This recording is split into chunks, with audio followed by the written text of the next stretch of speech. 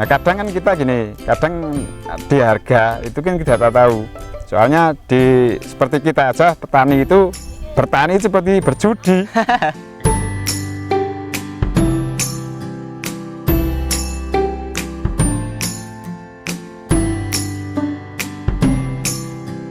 Assalamualaikum warahmatullahi wabarakatuh, sahabat petani semua. Video kali ini akan membahas komoditas yang belum pernah saya bahas sebelumnya dan akan memotivasi sahabat petani semua.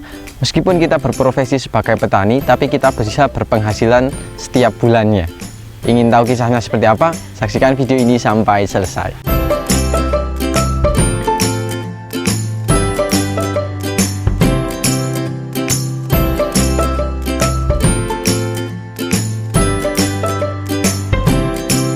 Oke, baik sahabat petani semua, kembali lagi bersama saya Zaki di channel Mitra Bertani TV.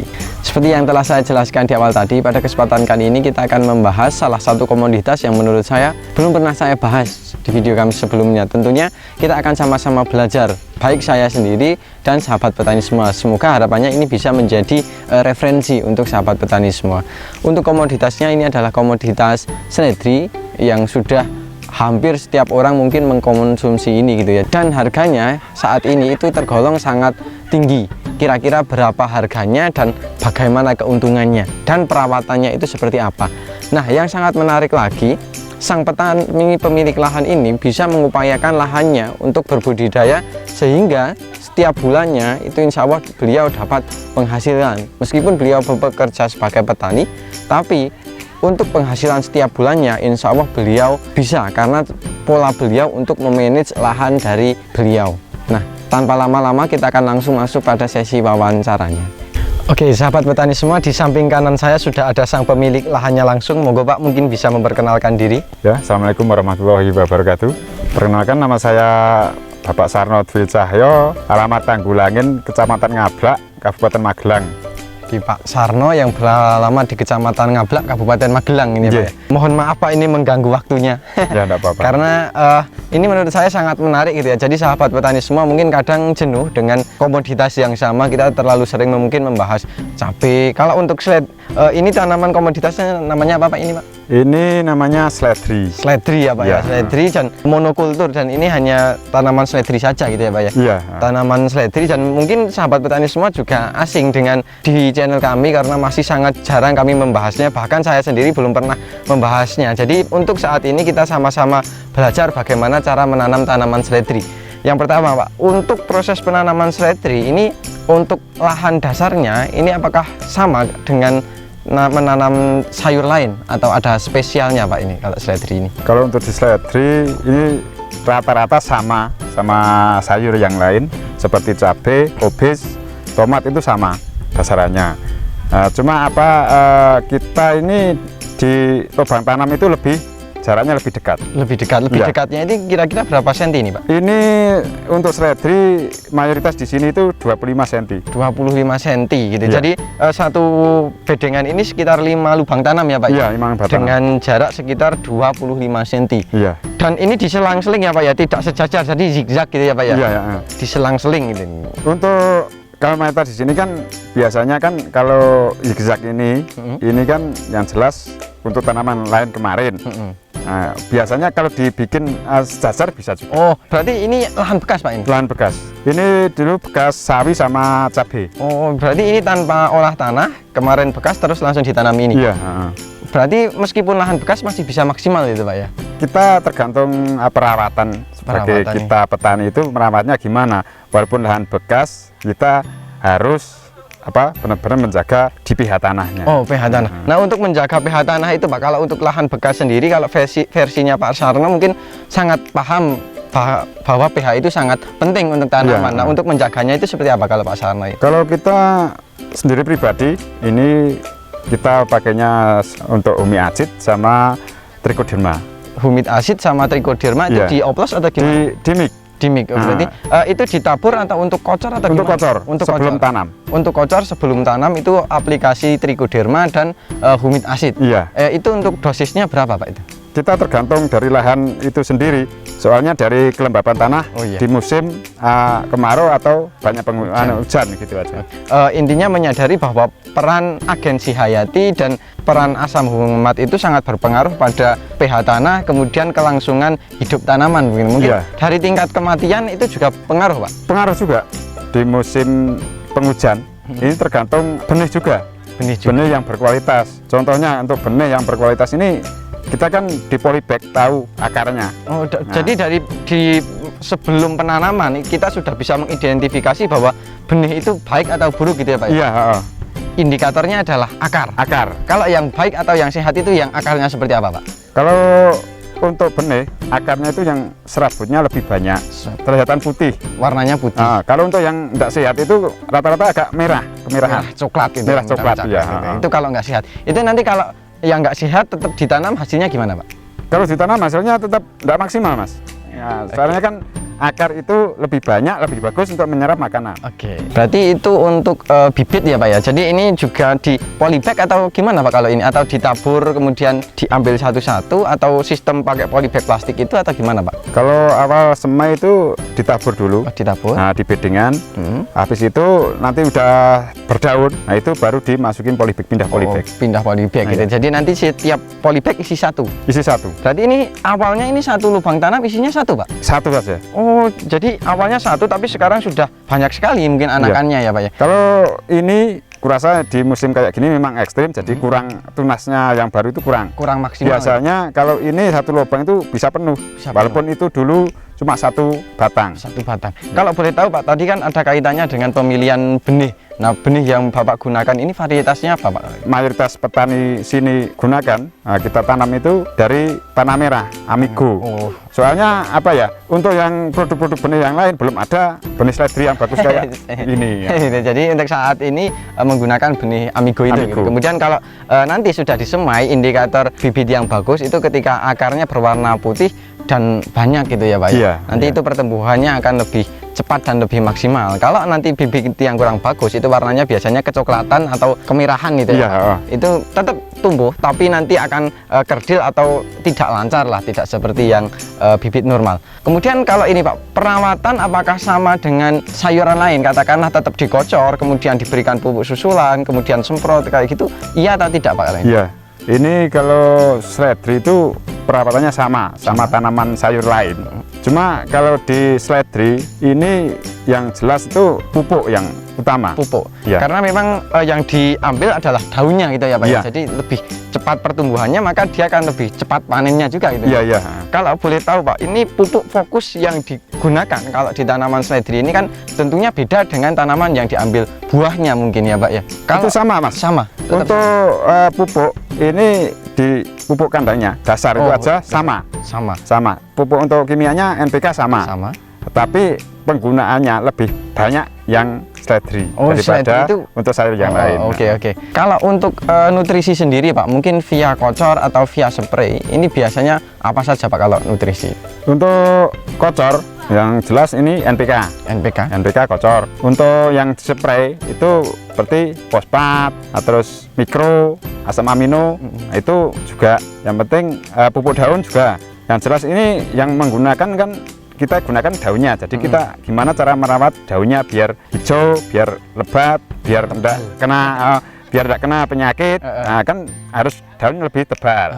Gitu. Kalau untuk pengocoran sendiri ini intervalnya berapa hari sekali atau gimana, Pak? Untuk interval kocor 1 minggu. 1 minggu sekali. Di musim hujan tetap 1 minggu sekali? 1 minggu sekali. 1 minggu sekali. Kemudian setelah petik.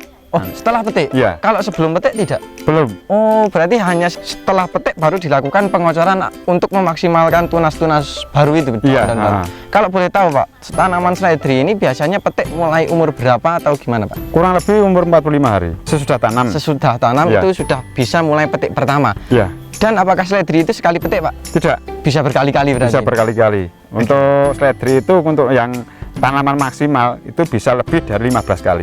Bisa dari 15 kali. Dengan interval pemetikan berapa hari sekali ini, Pak? Ini kalau di musim, tergantung musim.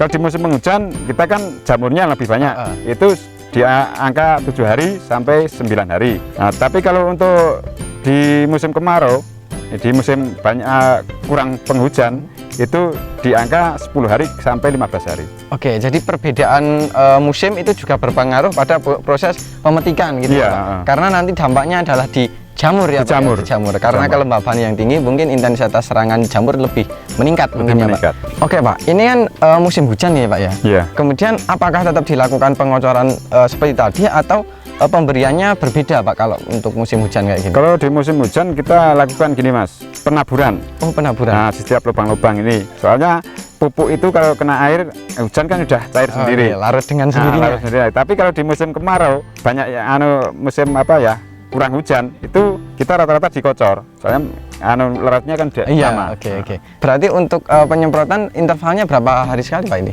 Interval ini 2 hari. 2 hari sekali. Iya. Karena cuacanya ekstrim. Ya memang cuacanya di musim Hujan. hujan ini di bulan November, Desember ini memang rawan sekali, setiap hari hujan. Kalau boleh tahu, Pak, ini kan menurut Bapak, tanaman Bapak ini sudah maksimal atau kurang atau gimana, Pak? Kalau untuk saat ini? Kalau untuk saat ini di musim kayak gini, ekstrim ini, tanaman kita ini aja saya anggap nih kurang maksimal, baru 50%. Kalau boleh tahu, Pak, biasanya kan kalau berbudidayanya sulit, tingkat keberhasilan rendah, biasanya harganya juga agak tinggi, Pak. Iya, iya. Kalau boleh tahu, kalau seledri sendiri, kalau yang lain mungkin banyak yang turun. Kalau seledri sendiri ini gimana, Pak? Kalau seledri sendiri, ya harga itu memang naik turun. Naik turun. Kadang belum naik itu drastis naik, kalau turun juga turun. Nah, cuma sayangnya kalau di seledri ini, kalau penanamannya itu perawatannya itu kok sukar, itu harga pasti tinggi. Kalau saat ini, Pak, berapa ini, Pak? Untuk saat ini alhamdulillah baru petik ini 15.000 per kilo. 15.000 itu kalau menurut Bapak ini tergolong istimewa atau biasa ya, Pak? Kalau ini harga sudah istimewa, kalau di atas di angka 10.000 lebih itu istimewa sekali. Kalau batas ambang katakanlah normal lah, Pak, maksudnya tidak untung tidak rugi, itu biasanya harusnya harganya berapa, Pak? Kalau untuk petani seledri sendiri itu kalau harga 5.000 itu udah bagus. 5.000 udah bagus, ini 15.000. Iya. Berarti ya sangat bagus. Ini sangat istimewa. Sangat istimewa. Oke, jadi kalau untuk harga alhamdulillah saat ini bisa dikatakan sangat istimewa kan. Dan tingkat memang perawatannya saat ini memang sangat susah gitu. Sangat susah. Kalau seledri sendiri, Pak, apakah ini juga pakai insek, fungi, nutrisi, perekat, lain sebagainya, atau kalau seledri ini hanya fokus di bahan-bahan tertentu atau gimana, Pak? Kalau seledri ini di musim kayak gini kita memang sama perawatannya, seperti kentang, tomat itu hampir sama. Cuma yang membedakan kan kita pakai penyubur atau apa kan. Kalau untuk kentang, tomat kan kalau penyubur kurang. Nah, jadi kita ini di seledri penyubur penting. Penyubur penting. Untuk fungi pasti sama. Ya. Kalau boleh tahu funginya bahan aktifnya apa?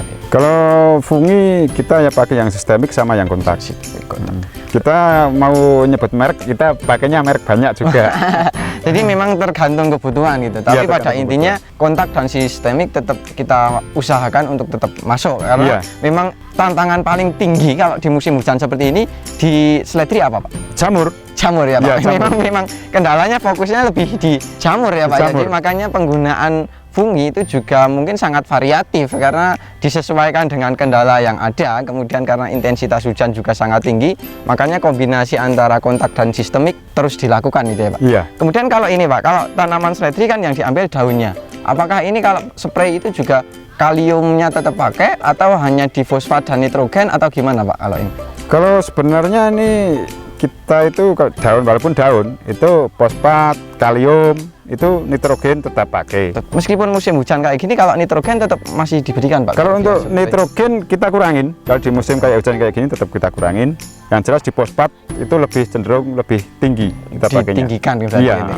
Oke, kan kalau manfaat di fosfat sendiri, Pak, kalau untuk tanaman seledri kayak gini apa, Pak?